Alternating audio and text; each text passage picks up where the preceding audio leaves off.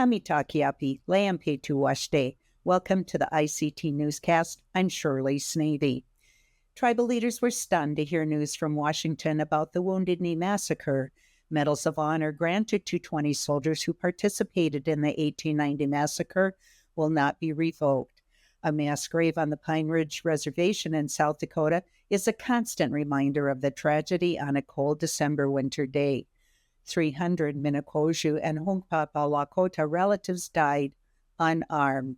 Defense Secretary Pete Hegseth announced it on social media September 25th.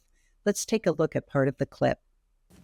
Under my direction, we're making it clear without hesitation that the soldiers who fought in the Battle of Wounded Knee in 1890 will keep their medals. And we're making it clear that they deserve those medals. This decision is now final, and their place in our nation's history is no longer up for debate. Joining me to comment on this is the chairman of the Cheyenne River Sioux tribe.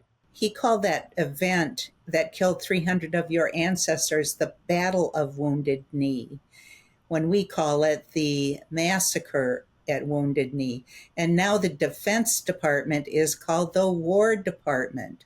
What do these words mean to you? They're not accurate. These words are false misrepresentation of what actually happened at Wounded Knee. In 1890, our people were massacred. We were gunned down. We were unarmed, and our people suffered. If they made it out, they had to run.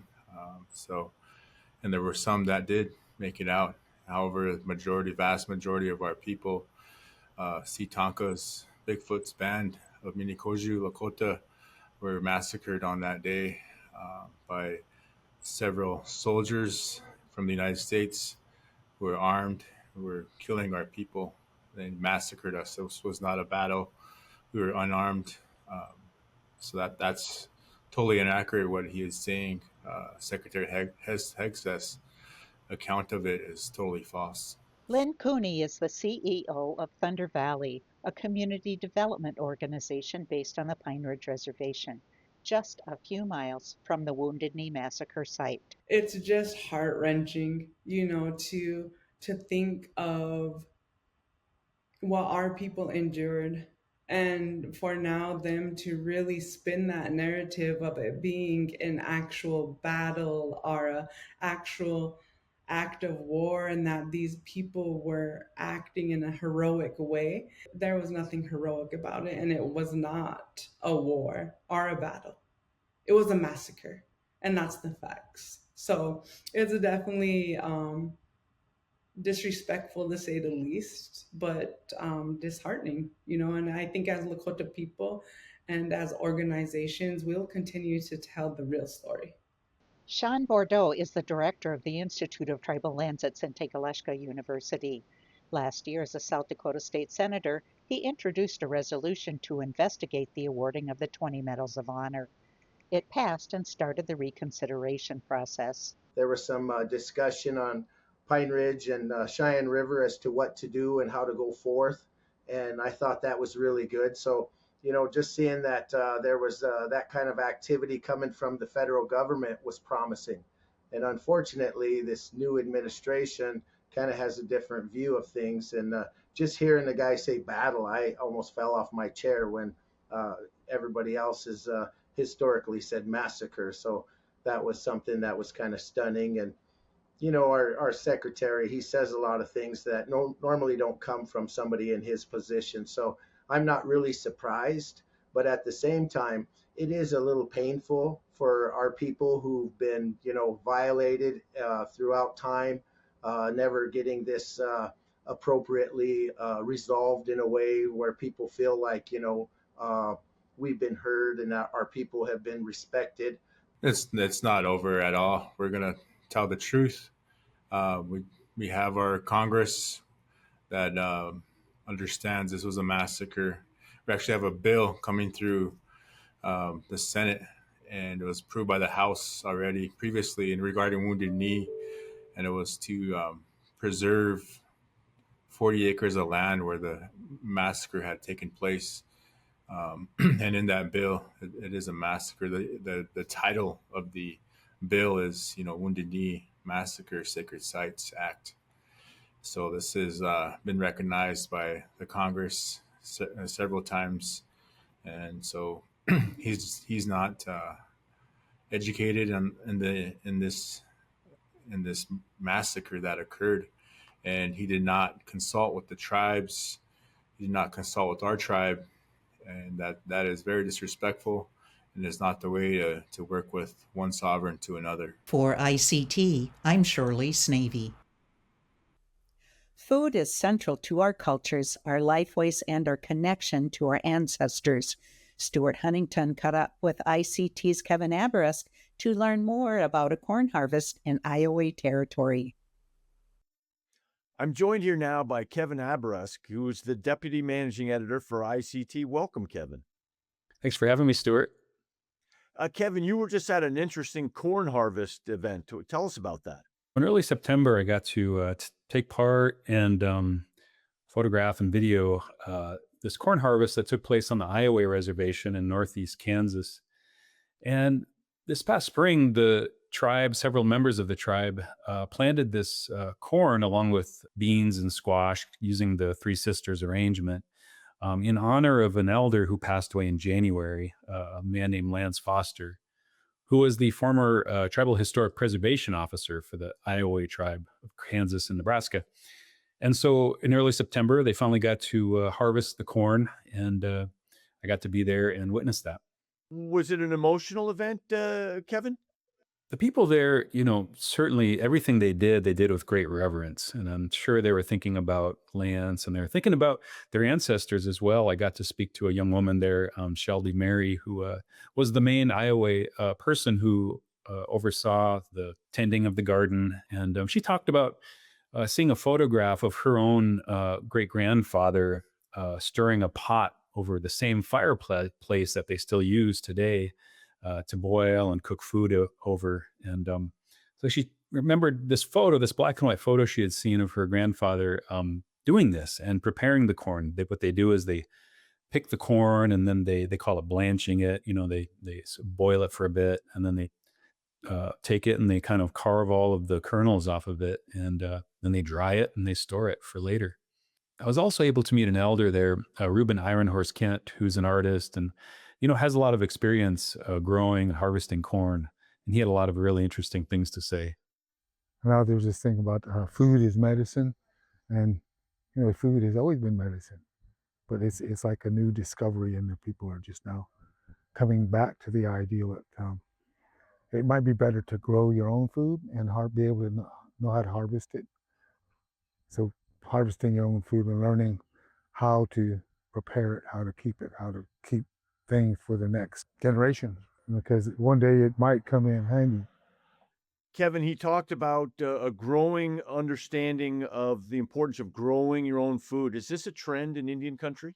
It certainly is, yeah. I've been to a number of corn harvests and plantings as well. Yeah, just this past summer, we had one here in Lincoln, Nebraska. We're growing a garden for the Owamni people, who were the original inhabitants of this part of southeast Nebraska, but they live in Oklahoma today. But they come back, every September for a special day, and we were able to harvest some of their crops that we were growing for them here. So I see this all over the place now. A lot of tribes are starting to bring back their indigenous foods, especially corn and beans and squash and all of these things as well. And of course, you hear food sovereignty is sovereignty. Absolutely. Yeah. Being able to, remain in control of our indigenous foods is going to be so important going into the future. Obviously, we're always in competition with corporate agricultural interests, and it's going to be important to, just be sure that we watch over these things and protect them for future generations. Kevin, thank you for joining us. Thank you for having me. In Eagle Butte on the Cheyenne River Reservation in South Dakota, relatives who have been murdered or missing were remembered. Marionette Pember has the story. The red dresses and T-shirts seemed to come alive in the light of a beautiful fall afternoon here on the plains. But the beauty was belied by a tragic reality. As in much of Indian country, the rates of missing and murdered relatives on the lands of the Cheyenne River Oyate are high. In an effort to call attention to this heartbreaking truth, advocates with the Sacred Heart Center helped organize a community event in Eagle Butte. This is the Red Dress Project that originated from Canada. The artist, I believe, is Jamie Black. And I thought it would be a great idea, especially here in our community where it's really needed, because there's a lot of violence that goes on in our community, along with murder. As you can see, the majority of the people that are shared on these dresses, our t-shirts, are relatives. If not from this community, they have relatives in this community, and a lot of those murders go unsolved. This is a story that never gets any easier to report. Events such as Paint the Town Red have become all too common in Indian communities as grieving families look for answers, justice, and a measure of healing. My name is Jolie Two Dogs Clark, and this is my daughter, Amiley J. Clark. She was murdered. She was murdered on June 10th of this year. Jolie Two Dogs Clark told ICT about losing 2 of her children to violence. Her son, Miles Phillips, 23, was shot and killed in July 2022, along with his friend, 18-year-old Jalen Wells. I am doing what I can to do some awarenesses, speak on awarenesses, because what happened to him was not fair. What happened to him and his friend was not fair. And this is not how it's supposed to be. From the homelands of the Cheyenne River Oyate, I'm Marionette Pember for ICT.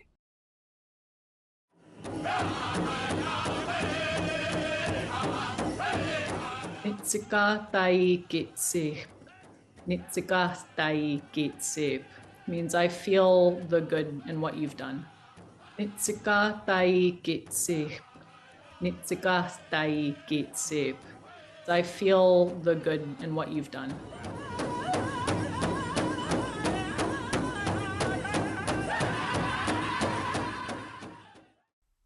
Where can you find a gathering of diverse voices and talents, united by a commitment to amplify Indigenous culture and creativity? YouTube, of course.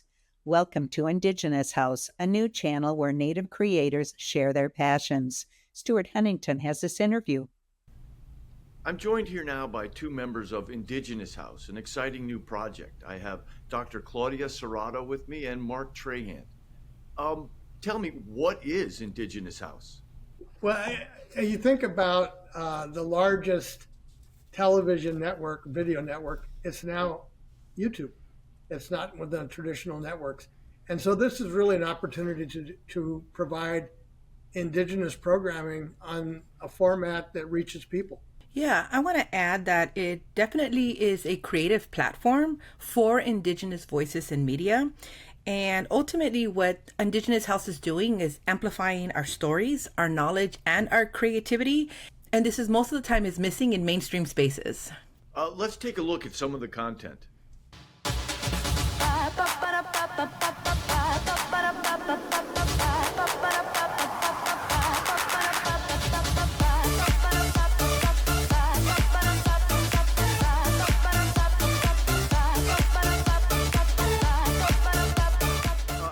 If you guys could tell us what you're doing on this platform. Mark, let's start with you.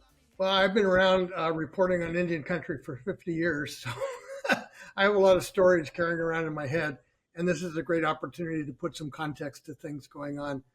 For example, one coming up soon is a lot of the stories about Robert Redford have been about his movies, but he had such an impact on Indian country, in particular land policy. And so we'll have an episode on that. Dr. Serrato? Yes. So as a Chicana Indigena culinary anthropologist and chef, I bring the perspective of food as culture, as memory, and as identity. And so my role is to show how ancestral foods are not just nourishment, but actual living archives of who we are. And so through taste, we remember our history, our heritage, and our connection to land and our ancestors. And so my role in this cohort is really about contributing culinary knowledge and facilitating that knowledge through food, through cooking, and through storytelling. Can you give me an example maybe some food that has a story that you bring into your channel? Yes. So immediately when you asked that question, like my brain went to like the Three Sisters, corned beans and squash. There are multiple stories of creation that really speak to the Three Sisters, is how we know them. And the one that comes to me immediately is corn. Corn is known throughout Indian country to be our mother. And it's just beautiful to see how the corn evolved and how the corn was brought to us. And so we hear different narratives and different stories that have been embodied and passed down through our recipes, particularly in the making of like our tamal, or some refer to it as cornbread. And one of the stories that really resonates strongly with me is the story of Quetzalcoatl. And this is a Mesoamerican story of how corn arrived. And ultimately, Creator was like, we need to feed the people. And so Quetzalcoatl converted himself and turned himself, or shapeshift as we understand it, and became an ant. And in becoming an ant, he went up to a hill, up to the mountaintop. And it was the only way to access the seed. And then he came back, right? So he carried, the corn seed on his back as an ant, and made his way back to the people, and was like, this is a gift from Creator, and I need you to plant this, and this is what will feed you and nourish you from this time on forward and to the next generations to come. And then there's also stories about the hero twins, and the hero twins are the ones that went underworld, and this is a Mayan creation story. And so there's a whole narrative around that. It ended up fighting, and one of them ended up slaughtering another, and that just gets a little violent there. But ultimately, it was so that we can have corn. And so part of the work that I do is also understanding these stories, but also to how food has migrated, how food has made its way through the indigenous culinary routes all the way to North America and different parts of what makes up Indian country. I have a question for both of you. Either of you jump in. Why is this project? Why is a project like this important today? I'll go ahead and start. I feel that it truly ultimately creates visibility and representation for Indigenous content creators, especially those that are working with food, art, are also storytellers, and in education like myself. I'm a professor. And so this just becomes like that medium to be able to provide our knowledge and share this knowledge, as part of a community. And again, to me, it's not necessarily about being an influencer per se, but it's really having that platform to shift that narrative, right? So showing that Indigenous voices do belong at the center of our own stories, right? So it's not an outsider telling our stories, but it's us doing that work. And for me, food is medicine, it is memory, and it is ceremony. And, sharing it through Indigenous House is a way of contributing to the collective healing and the cultural resilience that is ongoing within Indian country. I guess I would just add that the other part of it is there's so much less than optimal stuff on digital space, that having stories that have authenticity and character and truth are really important. And in addition to representation, it's about telling stories that need to be told that are from the community in truth. Tell me about one of your fellow cohort members that you're excited about. Is that fair to pick one? Maybe that's an unfair question. I know. One that I am, though, I'll just mention is Thrash, and his being able to get young people motivated with workouts and philosophy as they work out. I think that's going to be really interesting. Los Black Eyed Peas están en Costa Rica, están en Buenos Aires, están y Maradona está, all the Latinos están.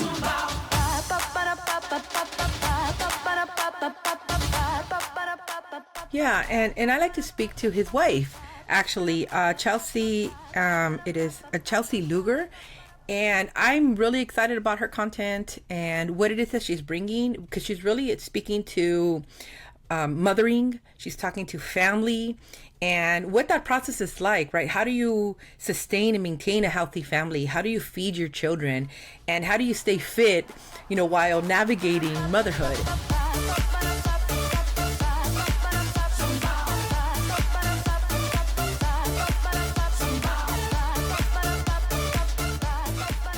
And so I'm really excited about her work and her knowledge and her experience. It's really rooted in wellness. And so to me, that's a vital element to Indigenous House. What else would you like our audience to know? I guess I would just conclude with that this is really an important time, and storytelling is really important right now, as so many of the things that we take for granted are under assault, that we really have to think through what stories do we want to tell and what do we want the next generation to know, and how do we convey it to them. Well, thank you both for joining us today. You're welcome. Thank you.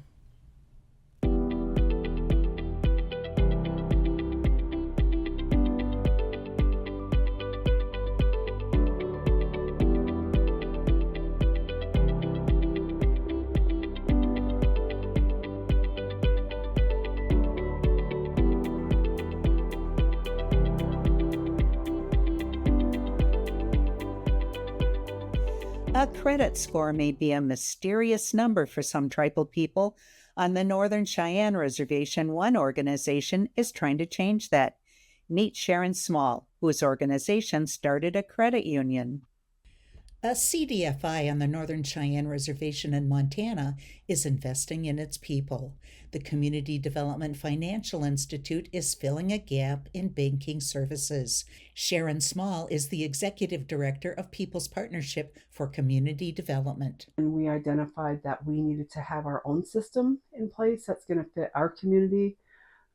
We know our culture, we know our land base, we know what we're about, and just through our CDFI, the People's Partners for Community Development, we were able to already have a background in some history of what our people needed to fill those gaps financially.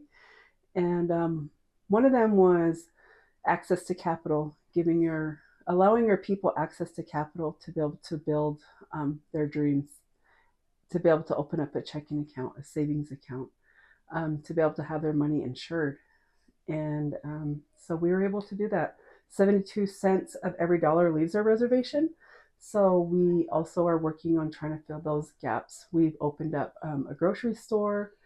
We have created a mobile beef processing unit here on the reservation to help feed our people.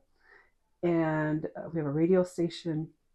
And of course, our CDFI, we help people build credit, repair credit, start businesses, and just make their dreams come true. With unemployment at 80%, the 690 square mile reservation has unique needs for its 6,000 tribal members. There are people that they don't want to become financially fit.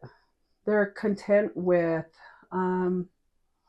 cashing their check and paying their bills and going amongst their way, taking their cash and going about their way. Then there's people that get their paychecks and they come in and they make their payments or pay their bills and put the rest in their checkings or savings. And then there's ones that come in and they want to start a business. They want to get a credit builder loan, a credit repair loan, and they want to build their asset. It just depends on the individual. Our biggest concern is just making sure that we have those products and services available for them so they don't have to go travel 100 miles to Billings or 80 miles to Sheridan or Miles City. It's all done locally. Our Native people are good at is farming and ranching. And that's something that PPCD really, really tries to focus on, is how to take care of our farmers and ranchers, because they are a part of one of our largest economy incomes on the reservation. Our land base here on the Northern Cheyenne Reservation is very unique. We own over 98% of our own land. None of that is checkerboarded.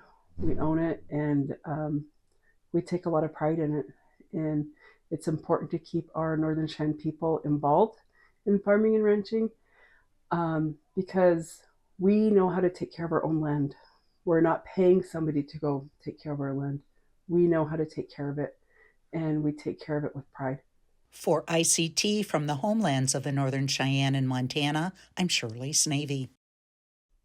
Before we go, there's news from the sous chef that Sherman, founder of Owamni in Minneapolis, Minnesota.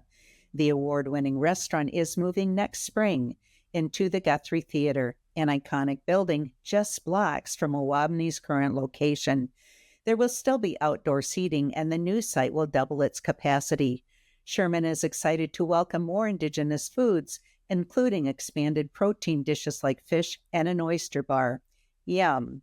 And that's a taste of our Indigenous world. For all the latest, visit ictnews.org. From all of us in the newsroom, stay safe, my relatives.